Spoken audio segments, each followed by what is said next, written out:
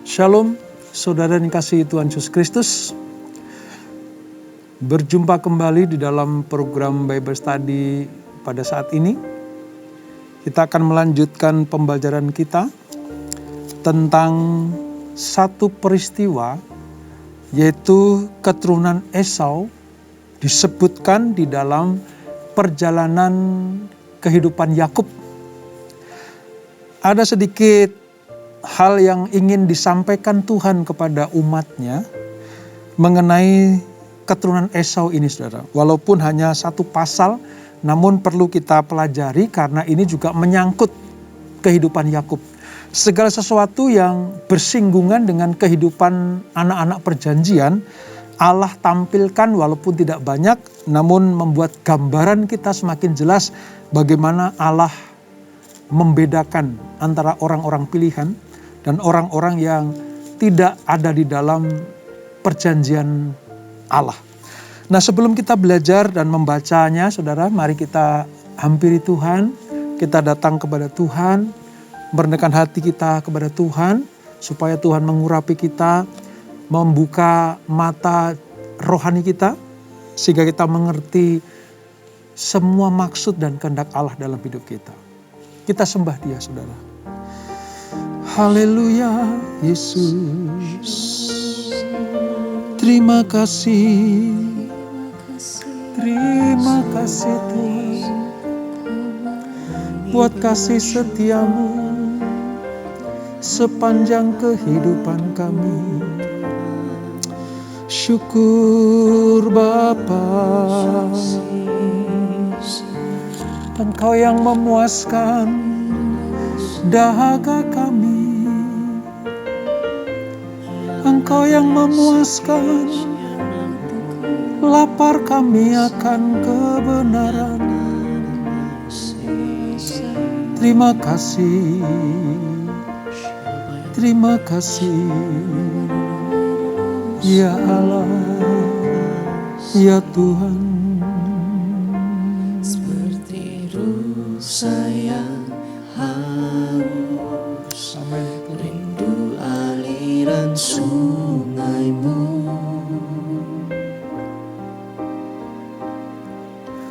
Hatiku tak tahan menunggu-Mu.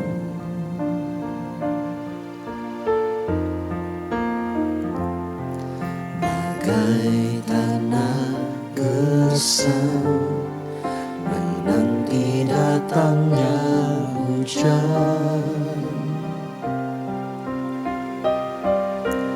begitu pun jiwaku, Tuhan. Hanya Engkau pribadi yang mengenal hatiku. Tiada yang tersembunyi bagimu. Seluruh isi hatiku Kau tahu, dan bawaku untuk lebih dekat lagi padamu.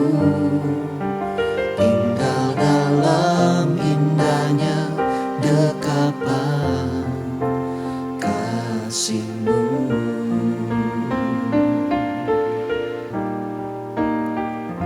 Seperti rusa yang haus, rindu aliran sungai-Mu.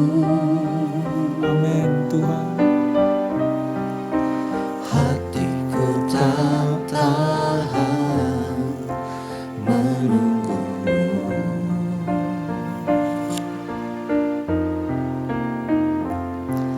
Bagai tanah gersang menanti datangnya hujan,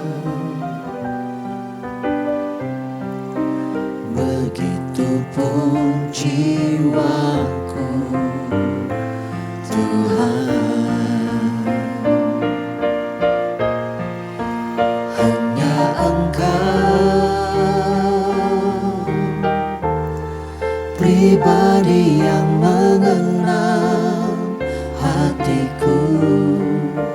Tiada yang tersembunyi bagimu, seluruh isi hatiku kau tahu, dan bawaku untuk lebih dekat lagi padamu, tinggal dalam indahnya dekapan kasih-Mu. Hanya Engkau pribadi yang mengenal hatiku. Tiada yang tersembunyi bagimu, seluruh isi hatiku kau tahu, dan bawaku untuk lebih dekat lagi padamu, tinggal dalam indahnya dekapan kasih-Mu. Tinggal dalam indahnya dekapan kasih-Mu. Tinggal dalam indahnya dekapan kasih-Mu.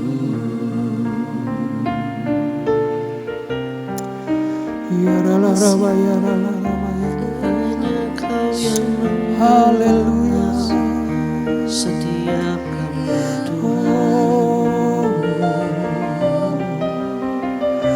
Kami rindu Tuhan tinggal bersama-Mu dalam hadirat-Mu, bersyukur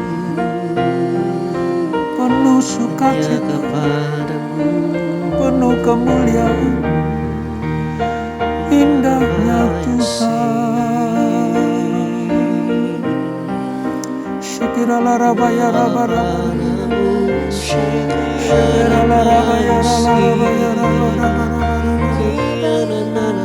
syekirala rabaya rabaya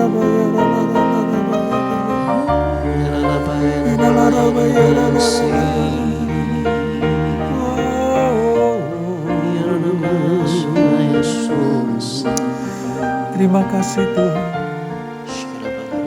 terima kasih Bapa.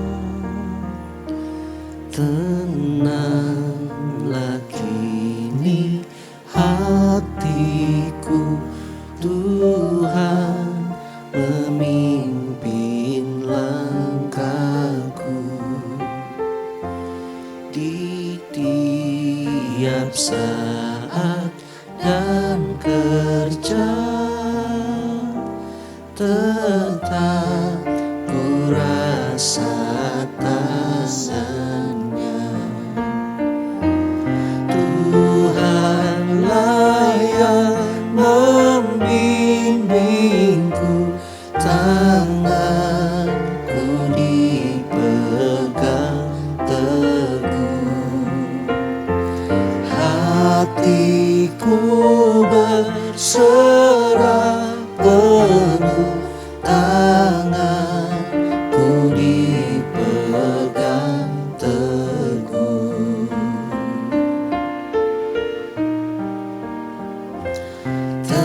Tenanglah kini hatiku, Tuhan memimpin langkahku Ya Tuhan, di tiap saat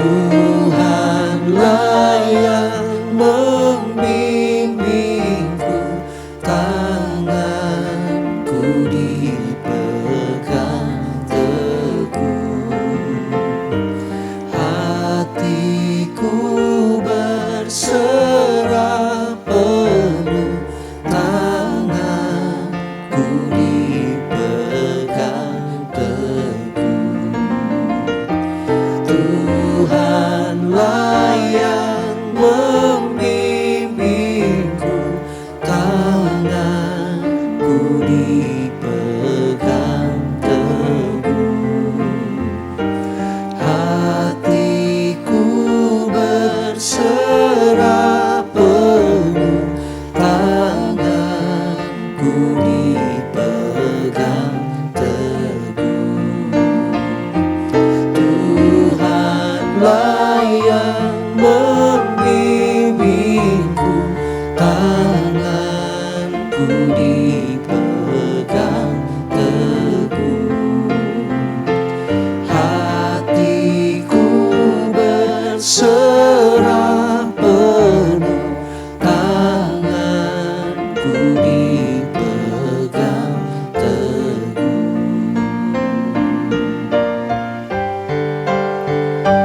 Tuhanlah yang membimbingku, tanganku dipegang teguh. Hatiku berserah penuh, tanganku dipegang teguh. Tanganku dipegang teguh. Tanganku dipegang teguh. Oh, haleluya, haleluya. Benar Tuhan, hati kami, hidup kami tenang hanya jika kami dekat dengan Engkau. Sebab tangan kami selalu dipegang teguh oleh Tuhan. Itulah kebaikan, kasih, cintanya Tuhan buat kami anak-anak-Mu. Dan apa yang kami pujikan pada saat ini, biarlah itu menjadi sebuah pengalaman rohani, penggenapan iman, apa yang kami percayai, bahwa Tuhanlah yang menjadi penolong kami satu-satunya. Terima kasih Bapa, terima kasih Tuhan. Kami menikmati hadirat-Mu, kami menikmati lawatan dan jamahan-Mu. Terima kasih Roh Kudus, dan kalau sebentar kami akan kembali belajar kebenaran firman-Mu, urapi kami, ajar kami mengerti apa isi hati Tuhan melalui peristiwa-peristiwa dahulu kala, dan kami implementasikan dalam kehidupan kami. Terima kasih Bapak, urapi kami semuanya. Dalam nama Yesus, yang siap diberkati dengan firman Tuhan, mari sama-sama kita katakan, amin. Baik, kita akan melanjutkan pelajaran kita dari Kejadian pasal ke-36, saudara. Tentang peristiwa atau sebuah keturunan Esau yang nanti melahirkan bangsa Edom. Bangsa Edom. Dari Kejadian pasal 36, Alkitab kita halaman 38 Perjanjian Lama. Satu pasal ini tidak kita baca semua saudara, ada beberapa hal yang nanti kita baca dan kita lompati karena isinya hanya nama-nama orang. Namun sekalipun hal itu nama-nama orang ini penting buat kita ketahui supaya peristiwa sisipan ini di antara perjalanan kehidupan Yakub, Allah menyisipkan kisah keturunan Esau. Karena nanti pada perjalanan atau kisah-kisah berikutnya, orang-orang Edom ini nanti akan menyulitkan kehidupan bangsa Israel. Mari kita baca ayat 1 dari Kejadian 36. Demikian firman Tuhan. Inilah keturunan Esau, yaitu Edom.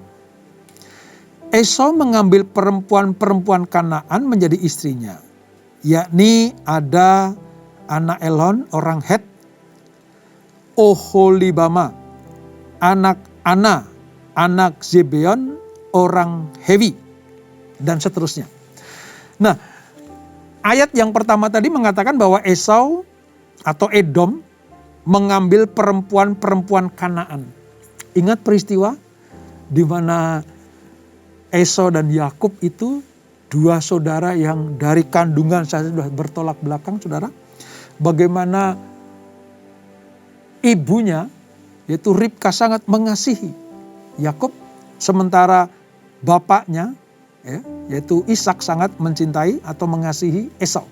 Keluarga yang pernah kita pelajari pilih kasih itu ya saudara. Nah, dengan sengaja memang Esau mengambil perempuan-perempuan Kanaan. Padahal hal itu tidak diizinkan oleh Allah. Dia sengaja seperti ingin memperlihatkan kepada orang tuanya bahwa ya sudah, aku udah kehilangan hak kesulungan, aku gak dapat apa-apa, udah sekarang aku makin nekat sajalah, aku mengambil perempuan-perempuan Kanaan jadi istriku. Ini nanti melahirkan keturunan Edom. Ya, Esau dan Edom itu identik, saudara. Ini suatu bangsa. Nah, seperti saya katakan tadi, penggalan kisah ini sebenarnya, saudara, ini sebelum kisah Yusuf, anak dari Yakub yang dilahirkan oleh Rahel, akan melanjutkan kisah-kisah di kitab Kejadian ini. Jadi sebelum masuk ke kisah Yusuf, Tuhan menampilkan keturunan Esau atau Edom ini. Penulis kitab Kejadian sekilas melukiskan negeri Edom dan penduduknya. Seiring dengan waktu, saudara, Esau dan keturunannya itu mengambil alih wilayah tersebut. Wilayah Kanaan di sebelah di daerah Edom itu, saudara. Esau menjadi kaya dan memiliki banyak ternak sapi, kambing, domba. Kota-kota utama dari wilayah itu adalah Shela. Ya. Lalu ada kota Bosra. Ada kota Petra. Nah, ini yang sering kita baca, kita lihat gambar atau foto-foto tentang Petra, itu sebenarnya wilayah Edom. Ya, kalau sudah pernah ke Petra, itu ada di wilayah Yordania, kerajaan Yordania. Itu ada Petra di sana. Itu wilayah Edom. Ya. Suku Edom terus bermusuhan dengan orang-orang Israel sepanjang zaman Perjanjian Lama. Ya. Kalau saudara temukan nanti di kitab Obaja, ya saudara, itu bagaimana kelihatan sekali orang Edom itu betul-betul bermusuhan dengan orang Israel. Ini yang perlu kita ketahui. Ingat peristiwa betapa marahnya Esau ketika hak kesulungan yang seharusnya menjadi miliknya ternyata diambil oleh Yakub. Dengan cara apa? Menipu ayah mereka.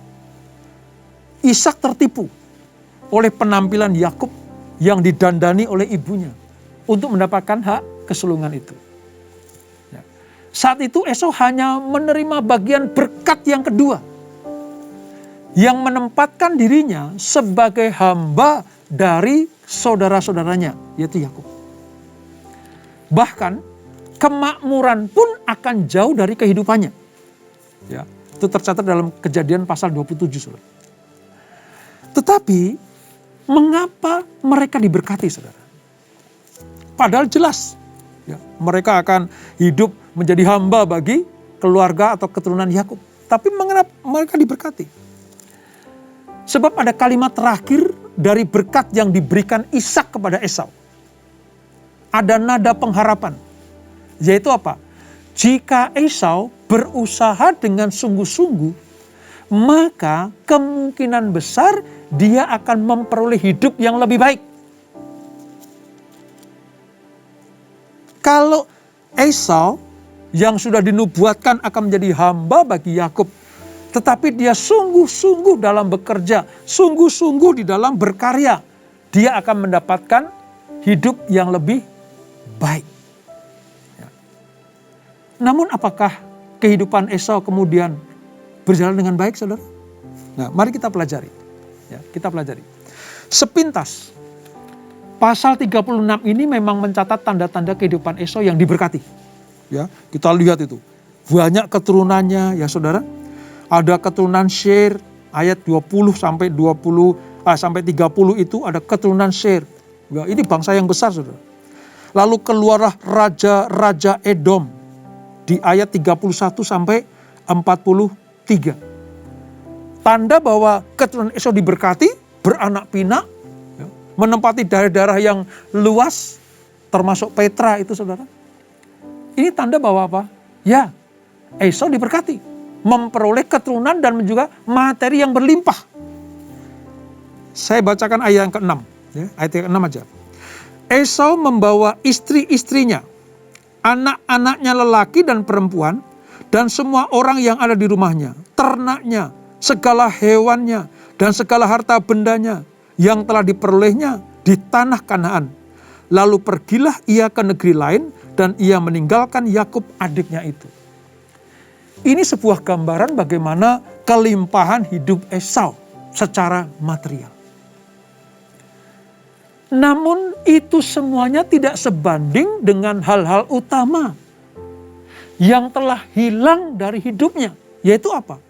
Hak kesulungan yang sudah dijual. Hak kesulungan lenyap. Ia kehilangan kasih orang tuanya karena mengambil istri dari perempuan-perempuan Kanaan dan keturunan Ismail. Jadi pelajaran yang dapat kita petik dari hal ini adalah begini. Banyak orang diberkati memang. Banyak orang sepertinya mendapatkan anugerah berkat yang luar biasa. Tetapi apakah inti kehidupan, yaitu kehidupan yang kekal, perkenanan Tuhan, itu ada dalam hidup mereka? Apakah orang hanya sekedar mengejar kesuksesan duniawi, melupakan perkenanan Tuhan untuk hal-hal yang rohani? Jadi kesuksesan bisa dilihat dari apa? Harta benda yang dia peroleh. Keturunan yang besar yang dia peroleh. Manusia bisa melihat hanya sebatas itu, saudara. Tapi sesungguhnya keberhasilan Esau ini tidak serta-merta membuat kehidupannya berkenan kepada Tuhan. Kenapa? Karena hak kesulungan, hak untuk mendapatkan berkat rohani yang lebih penting daripada berkat jasmani itu hilang dari kehidupan Esau. Oleh sebab itu jangan silau ya saudara. Kalau ada orang, kita melihat tetangga atau orang-orang lain, wah sepertinya diberkati berlimpah. Ya mereka mendapatkan kenikmatan dunia. Itu mungkin karena usaha keras mereka. Karena kepandaian mereka berdagang, berbisnis, berusaha. Yes, hukumnya seperti itu. Yang sungguh-sungguh diberkati. Yang akan sungguh-sungguh bekerja, mendapatkan upah yang lebih baik. Tapi tidak cukup seperti itu saudara. Kalau mereka diberkati dan tidak kehilangan berkat rohani, yaitu kehidupan kekal, wah itu luar biasa. Tapi sayang, peristiwa Esau ini, mereka seperti yang diberkati, tapi kehilangan esensi berkat. Yaitu apa? Kehidupan kekal. Memiliki banyak hal dalam hidup ternyata bukan jaminan bahwa Tuhan memberkati orang tersebut. Justru saudara, oleh karena banyaknya harta yang dimiliki, Esau malah memutuskan untuk keluar dari tanah perjanjian, yaitu Kanaan, dan memilih tinggal di pegunungan Seir. Makanya di ayat yang ke-20 sampai ayat ke-30 kita akan melihat keturunan Esau, ada keturunan Seir ini. Sepertinya keputusan Esau ini nampak arif dan bijaksana. Salahnya seorang kakak yang ingin mengalah terhadap adiknya. Kenapa? Aku pergi ke sana ya, kamu ke situ gitu. Sepertinya seperti itu. Tapi sesungguhnya Esau semakin menjauh dari rencana Tuhan. Semakin menjauh dari hadirat Tuhan. Seperti peristiwa Kain dan Habel ya saudara. Perbedaan antara Kain dan Habel itu bisa kita lihat dari perbedaan antara Yakub dan Esau. Bagaimana satu mengejar kehendak Allah, mengejar harta rohani, mengejar kehidupan kekal. Tapi di sisi lain, Kain dan Esau hanya mementingkan kehidupan jasmaninya. Hal itu tidak boleh terjadi di dalam kehidupan kita sebagai anak-anak Tuhan. Nah, kelimpahan yang diterima Esau, berkat jasmani yang diterima oleh Esau dan keturunannya, tanpa disadari, Esau sedang lebih ditarik jauh dari hadirat Tuhan. Esau menjauh dari rencana Allah. Karena apa saudara? Terbukti, setelah pasal 36 ini, tidak ada lagi catatan tentang Esau dan keturunannya. Sekalipun dikatakan keturunan adalah orang-orang yang perkasa, menjadi raja-raja, ya. Tetapi sejarah mereka hanya tercatat sebagai musuh yang turut memerangi Israel. Tragis memang saudara. Dua saudara ini yang pernah berdamai, ya, di seberang sungai Yabok itu. Sekarang kehidupannya sudah jauh bertolak belakang. Yang satu mengejar berkat kekekalan, yang satu mengejar berkat kesementaraan, yaitu hanya sekedar jasmani. Pelajaran apa yang dapat kita petik saudara? Jangan terkecoh oleh kemakmuran hidup seseorang. Apa yang tampak merupakan berkat bisa jadi malah kebalikannya. Berkat Tuhan tidak melulu berupa materi.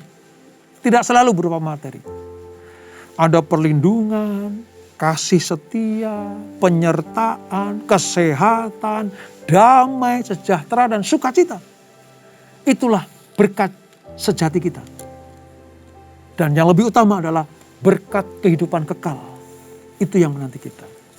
Bukan berarti kita tidak boleh kaya, saudara. Pelajaran ini bukan melarang kita untuk hidup di dalam kelimpahan berkat jasmani. No. Yang ingin kita pelajari adalah bahwa jangan terkecoh oleh berkat jasmani. Tuhan mau kita diberkati secara jasmani, tapi yang lebih daripada itu adalah berkat rohani. Betapa sempurnanya kalau hal yang rohani kita diberkati, hal yang jasmani pun kita diberkati. Tapi jangan seperti Esau, hanya mengejar kedagingan. Ingat ya pelajaran yang dulu itu. Ya, begitu kita selesai masalah Esau, dia yang keluar atau mengejar Yakub sepanjang hidupnya, semua yang berhubungan dengan Esau itu hanya kedagingan. Makanya tidak ada tempat di mata Allah bagi orang yang mengutamakan kehidupan kedagingannya. Tapi kalau mereka mengutamakan hal yang rohani, hal yang kekal, mencari perkara-perkara di atas, Tuhan akan membuat kehidupan orang-orang seperti itu menjadi kemuliaan bagi dia dan menjadi berkat bagi sesama. Dalam banyak hal, Esau makmur secara material, tapi ia tidak makmur secara rohani. Ciri hidupnya ialah pandangannya yang rendah terhadap hal-hal yang rohani. Dia memandang rendah hal-hal hak kesulungan. Dia memandang rendah tentang kebenaran firman Allah dan janji-janjinya. Dia memandang rendah tentang aturan-aturan Allah. Tidak boleh mengambil istri seorang Kanaan. Tapi dengan sengaja Esau melakukannya itu. Artinya apa? Esau memandang rendah terhadap hal-hal yang rohani. Pelajaran buat kita semuanya. Carilah perkara-perkara di atas. Maka yang di bumi akan mengikuti saudara. Jangan hanya fokus kepada hal yang di bumi. Jangan hanya perhatikan ya, memprioritaskan hal-hal yang sifatnya sementara. Jangan. Ya kita harus bekerja betul. Berbisnis. Ya, berkarya, berusaha, mencari nafkah, itu harus. Tapi itu jangan menjadi tujuan utama kita. Tujuan utama kita adalah menerima berkat rohani kekekalan. Makanya negara atau bangsa yang didirikan oleh Esau ini saudara, ya, disebut orang Edom ini, menjadi bangsa yang fasik dan menjadi objek murka Allah. Nanti dalam pelajaran tentang kitab Yesaya, kitab Amos, Obadja, saudara, orang Edom ini menjadi objek murka Allah. Kenapa? Karena mengutamakan keduniawian, kedagingan, dan kefasikan. Saudara mengerti sekarang? Allah menuntut kita, meminta kita untuk perhatikan hal yang kekal. Oleh sebab itu mari pelajaran yang dapat kita petik hari ini, terus carilah perkara-perkara di atas. Utamakan hal-hal yang rohani, yang kekal itu. Maka urusan dunia, urusan kebutuhan-kebutuhan yang Tuhan sediakan buat kita, pasti akan kita peroleh. Carilah dahulu kerajaan Allah dan kebenarannya, maka semuanya akan ditambahkan kepadamu. Itu inti dari kehidupan orang-orang percaya seperti saudara dan saya. Kita tundukkan kepala. Bapa, terima kasih. Sepenggal kisah Esau dan keturunannya yang melahirkan keturunan Edom, orang fasik yang menjadi objek murka Allah, memberi gambaran kepada kami semua ya Tuhan. Siapa saja yang mengutamakan hal-hal yang sifatnya sementara, mendewakan yang jasmani atau kedagingan, maka kehidupannya sepertinya makmur, sepertinya diberkati, tapi menjadi objek murka Allah. Kami tidak mau kehidupan Esau, kehidupan bangsa Edom, keturunan Seir ini ada dalam kehidupan kami ya Tuhan. Kami mau mengikuti rencana Allah, mencari perkara-perkara di atas. Mencari dahulu kerajaan Allah dan kebenarannya, maka semuanya akan ditambahkan. Kami tetap akan bekerja, beraktivitas, berusaha, berbisnis, melayani. Dengan demikian kami juga diberkati di bumi ini dan kami diberkati juga di surga. Buat apa kami mendapatkan semua yang dunia tawarkan kalau kami kehilangan berkat di surga? Tapi berbahagialah orang yang mendapatkan berkat di surga dan dipelihara Tuhan di muka bumi ini. Terima kasih Bapak. Berkati anak-anak-Mu, berkati kami semuanya. Kami percaya apa yang kami pelajari ada rema-rema khusus dalam hidup kami, supaya kami hidup dalam kebenaran-Mu.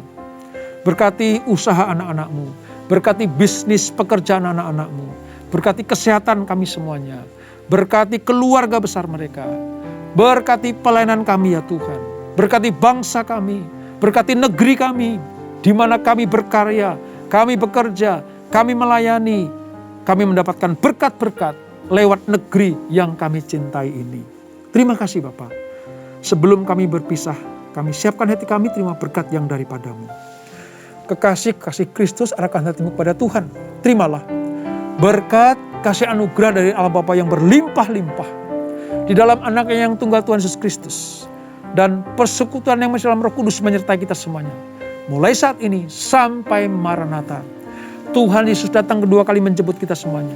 Bertemu di awan-awan yang permai. Menikmati kemuliaan kekal sampai selama-lamanya. Yang diberkati, sama-sama kita katakan amin. Tuhan Yesus memberkati.